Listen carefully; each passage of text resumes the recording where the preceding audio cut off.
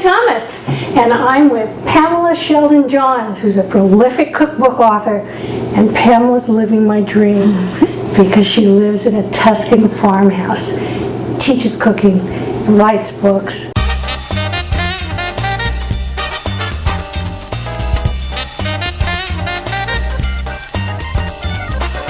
So tell me about your latest book. Well, this book, it's just out from Andrews McMeel Publishers, called 50 Great Appetizers. Yes. And it's sort of my playing with food, because I don't know, I can do a party and have people sit down at the table and enjoy a dinner, but what I really love to do is make lots of little tastes of things.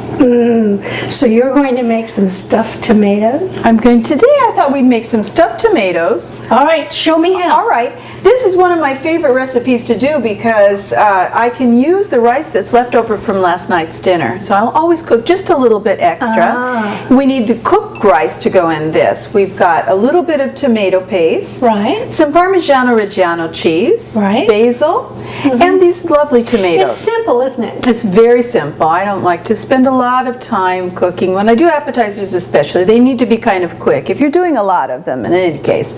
So to do this, we take the tomatoes and just cut off the top like this. And we can save the little tops for a decoration later if we want, okay?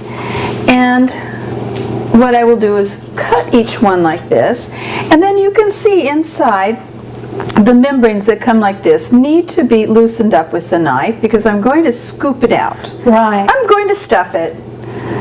So once I do that, I can use a melon baller or a small spoon and bring it over and scoop out the filling of the tomato, the pulp of the tomato, into the food processor. So you're going to use the filling, the pulp to make an ingredient part of the filling, exactly. And I'd like to drain these out a little bit so that they're not so wet inside. Okay. Okay. Now let me do a couple more of these for you. Cutting this membrane again just to loosen it up, and you know it's quite juicy, but this is squeeze it into a little croquette. So now the rice that's already been cooked, I put in a bowl. We'll add the tomato pulp puree to that.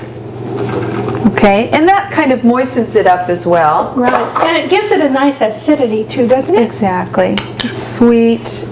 No, the ideal time to do this dish is in the summer when the tomatoes are very, very ripe. All right, I have some basil. Fresh basil. Fresh basil. You've cut that into slender strips. Just chiffonade. Yes, exactly. Right. Well, more or less.